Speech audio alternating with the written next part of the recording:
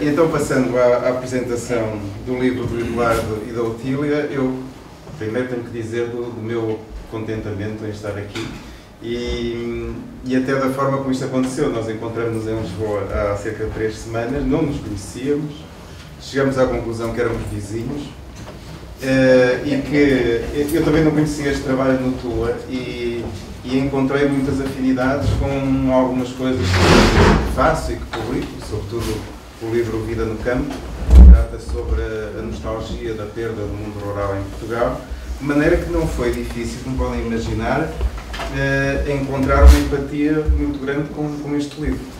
Eu creio que a Otília foi exaustiva, eu não saberia sequer fazer uma análise tão clara, tão bem feita sobre o que é a literatura como cognição, como forma de nós acedermos ao conhecimento, não é? Nesta plateia está muita gente da história, da geografia, da museologia e habitualmente faz-se esta divisão entre o que é o conhecimento científico, como contendo toda a objetividade e toda a informação, e acha-se que a literatura, que é a literatura e que tem que ver com outras formas de construção do imaginário. Eu creio que não. Eu nunca aprendi tanto, por exemplo, sobre a região do Douro Vinheteiro como no livro da Agostina Bessa Luís, sobretudo no Val Abrão, e considero que essa divisão entre campos que é muito artificiosa e, portanto, gostei muito e aprecio muito esta coletânea de textos, que suponho que terá continuidade, não é? Porque vão constantemente aparecendo e a gente vai descobrindo novos autores. Short. He was talking about that he appreciated literature as a source, an important source of information about geography and about the world.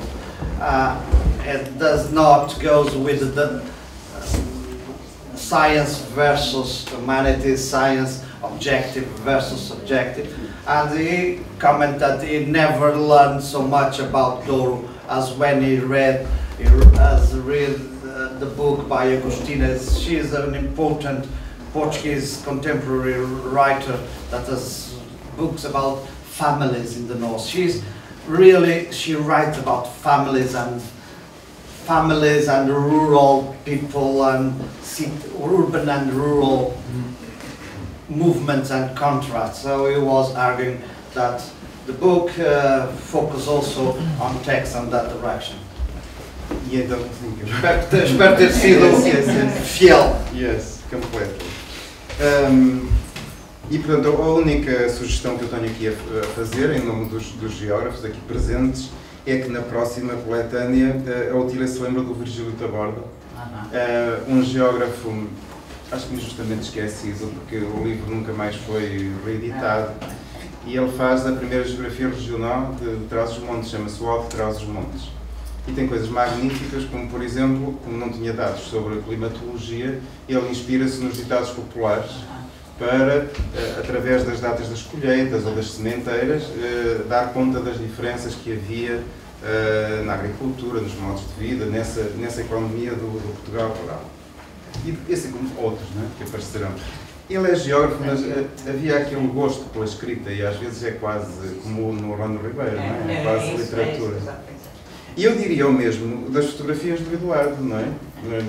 Eu aprendi num livro de um fotógrafo que ele dizia que a fotografia era um documento para todos os efeitos, não é? Se ela não for muito manipulada e, portanto, contém a realidade. E ele dizia que a realidade que é apenas a parte da ficção que se consegue provar que existe.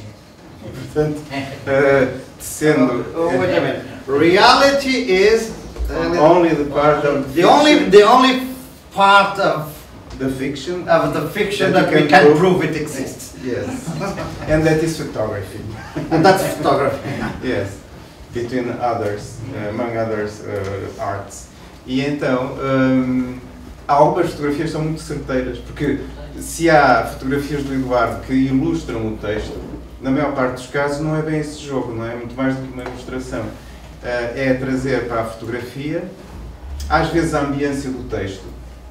Eu que pensava que ia fazer isto logo à tarde, não trouxe as minhas notas, mas tinha uma fotografia de preto e branco que dá o caráter desolado da linha, os fraguedos, as plantas e as ervas que rebentam de todo lado, e essa é exatamente a ambiência do texto que está ao lado, que fala sobre a dureza e sobre as circunstâncias difíceis daquela linha e a proeza, não é, tecnológica de conseguir domesticar a natureza. Portanto, há esse jogo entre a fotografia e o texto que eu, por exemplo, também uso muito isso nos livros, e acho que é uma espécie de um processo de fertilização cruzada entre a emoção que se pode ter de uma fotografia e uma leitura atenta do texto e depois fazer essa relação. É outra matéria que habitualmente nós também separamos. Achamos que fotografia é fotografia, portanto só vemos a parte da esquerda do livro, e que literatura é literatura e lemos à noite ao serão ou antes de dormir, e às vezes não aceitamos este desafio de fazer o olhar cruzado entre uma coisa e outra. Last comment was about the relationship between text and image. Indeed, in the book, every photo is suggested by part of the text, and part of the text appears in the legend of the photo. In certain cases, he is arguing, and it's absolutely true, that from photos I looked for the text that could match.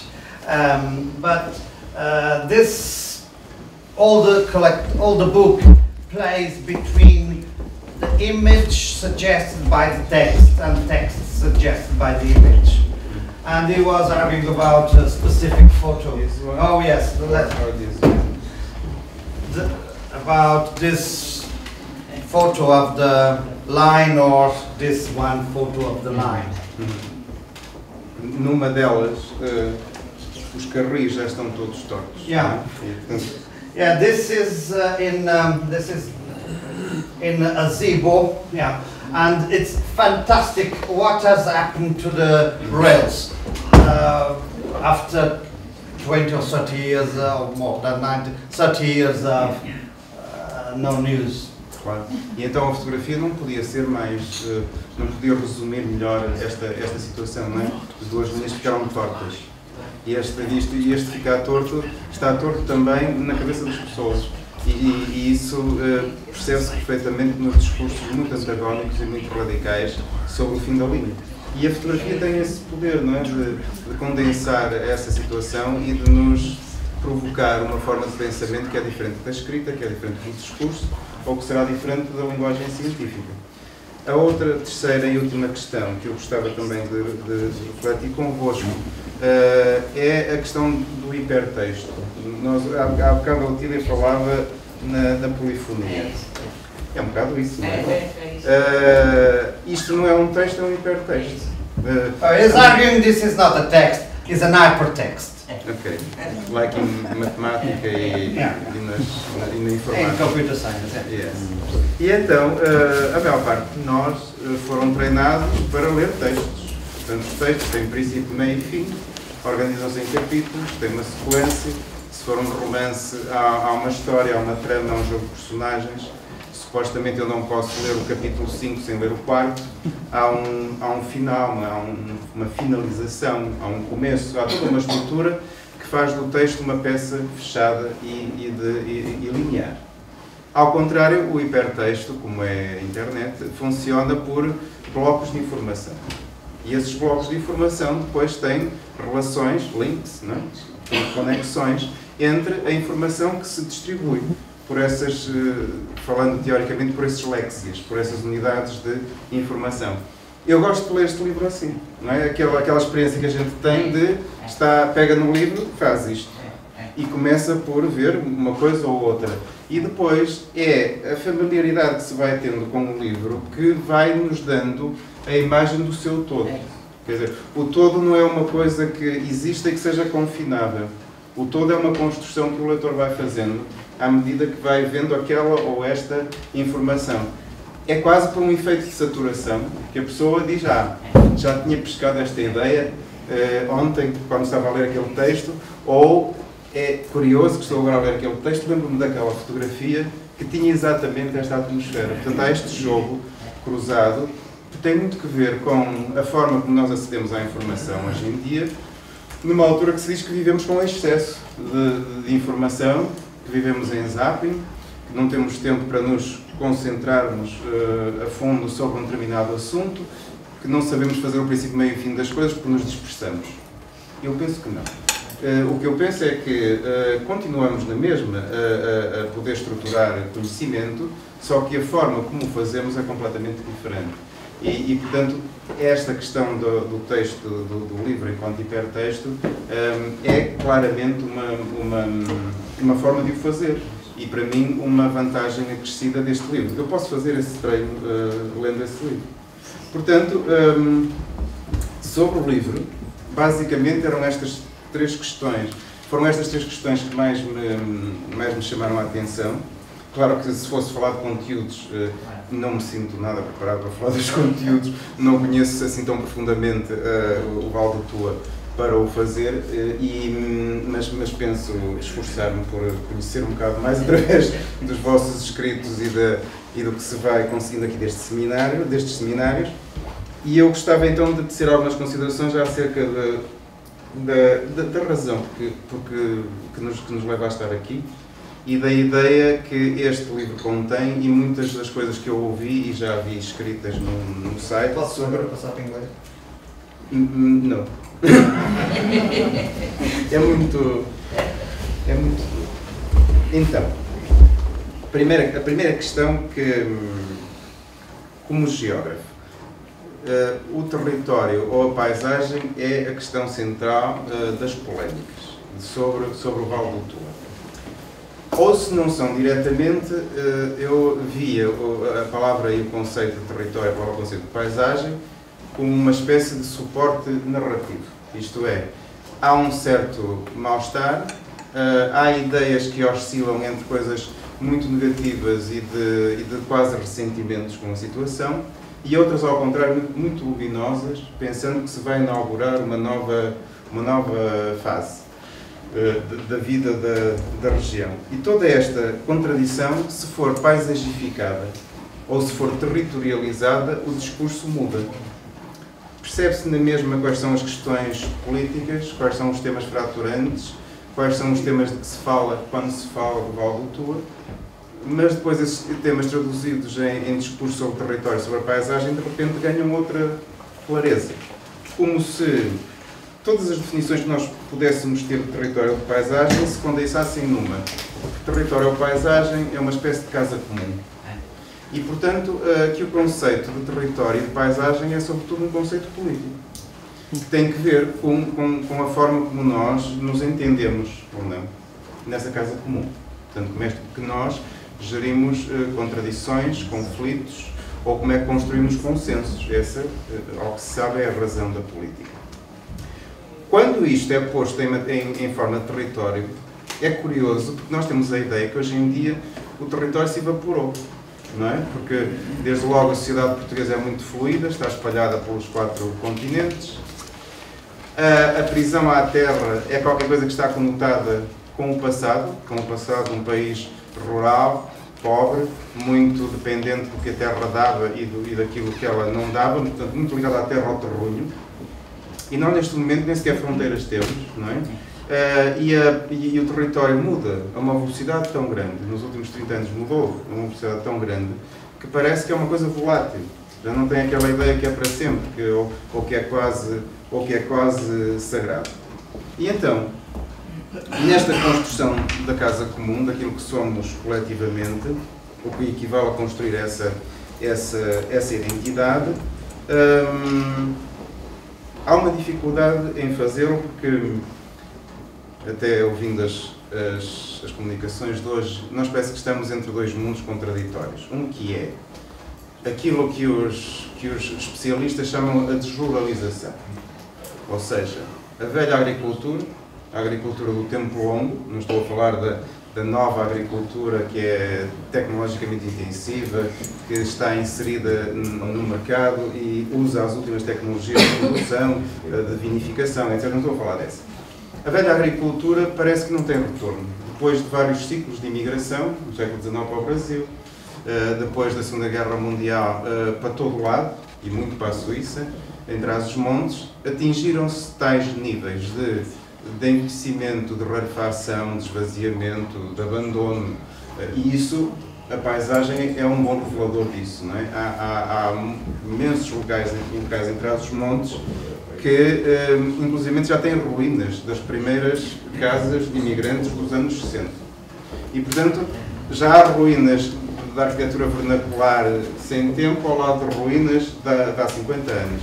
E depois, quando inquirimos as pessoas, elas parece que vivem numa espécie de uma flutuação, de género, eu estou aqui às sextas e aos finais de semana. Eu estou aqui, mas trabalho a 20 km em Mirandela.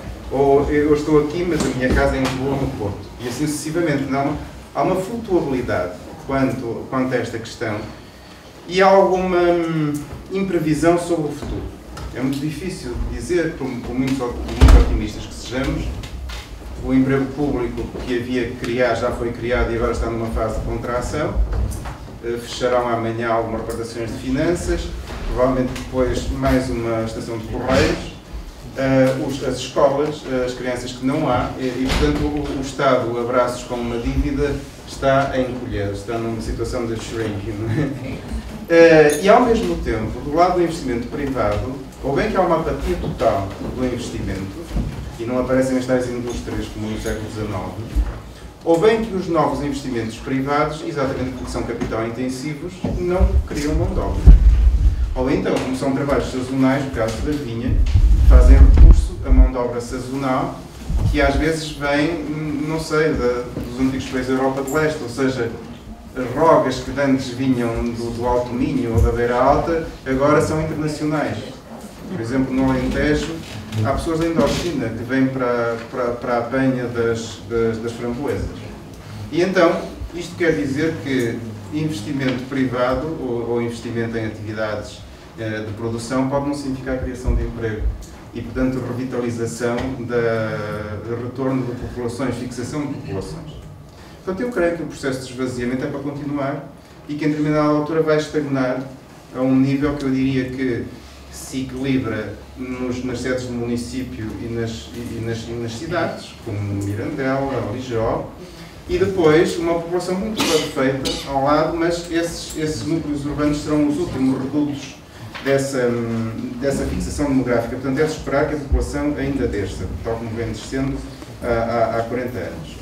E a outra questão é a globalização. Portanto, estes dois processos juntos. A desruralização é difícil de entender, porque para muitas pessoas é a ruína, é o abandono, o esquecimento, e é um discurso muito negativo, sempre no passado, normalmente é o verbo que mais se usa, e é muito perigoso, na minha opinião, repousar apenas a identidade no passado, exatamente porque esse passado terminou. E se as pessoas se dão conta que esse passado terminou e há rupturas com a situação de hoje, essa construção identitária ficará comprometida. Portanto, eu creio que, no futuro, instituições como o Centro de Interpretação vai ter que fazer esse difícil jogo de anca entre dizer o que do passado é interessante para perceber o que é que somos hoje. Não é? E, ao mesmo tempo, a desruralização, se não tem este polo de desconstrução e de ruína, tem um polo de modernização tão moderna e tão radical que, às vezes, as pessoas também acham aquilo estranho. Eu lembro-me, por exemplo, das primeiras discussões no Douro Vinheteiro sobre as novas formas de fazer socalco. E elas não podiam ser mais tecnológicas, não é? Há uma máquina que faz uma pendente de 3% através de um raio laser que lhe dá essa inclinação, que ao mesmo tempo vai fazendo a drenagem do terreno, e às vezes a gente vê uma encosta inteira de socalcos assim. Pessoalmente eu acho magnífico, acho lindíssimo, não é? É matemática pura posta no território. Mas porque não são os velhos socalcos, as pessoas lá vêm com os seus azedumes e as suas incompreensões. Portanto, é preciso ter em conta que esta desruralização, porque põe em causa a leitura do território e a estabilidade do legado de antigamente, não é fácil de compreender.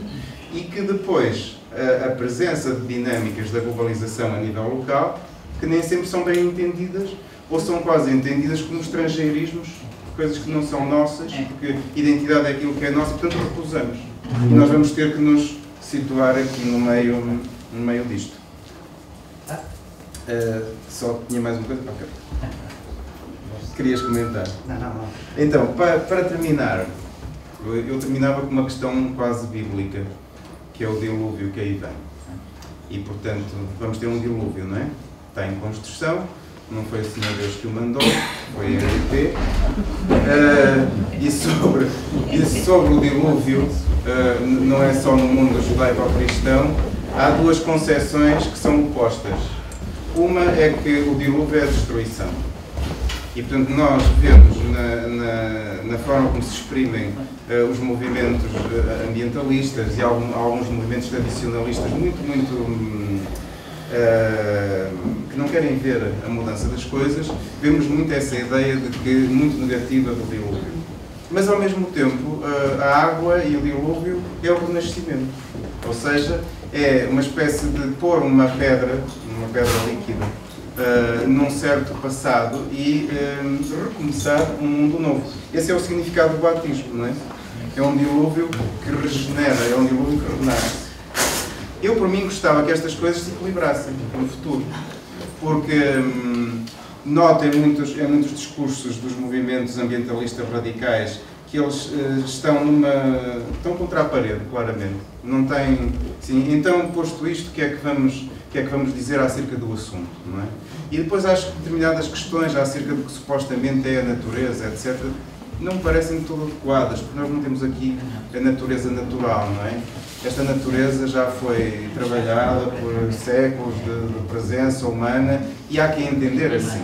E espero que no futuro o parque entenda também isso e não se meta em coisas complicadas, como no Parque Peneda Gerês, que acha, por exemplo, que os rebanhos da pastorícia, que no verão ia para o alto e no inverno ia cá para baixo, que destrói a floresta, porque o Gerês foi feito assim durante milhares de anos. Portanto, não vamos negar essas coisas. Há bocado o Jorge fazia uma pergunta sobre a presença de eucaliptos. A gente já sabe que hoje em dia vive no Jardim Universal e que desde que do século XVIII, sobretudo para cá, se começaram a trazer plantas dali e de lá, e essas plantas viajaram, até é interessante ver pela viagem das plantas quais são as relações culturais que se teceram, não é? O que é que os ingleses trouxeram para aqui, por exemplo, tipo de árvore? Quando é que o cipreste entrou nas quintas? Nós podemos experimentar nesse parque natural, no futuro, refazer histórias da entrada de determinadas espécies, sejam vegetais ou sejam animais. Por exemplo, os engenheiros dos anos 50 e 60 meteram nas barragens espécies exóticas de peixes que vinham dos lagos dos Estados Unidos e do Canadá, habituados a níveis de eutrofização, e agora eles fazem parte de uma fauna muito exótica que mistura, às vezes de uma forma complicada, coisas locais com essas novas bichezas.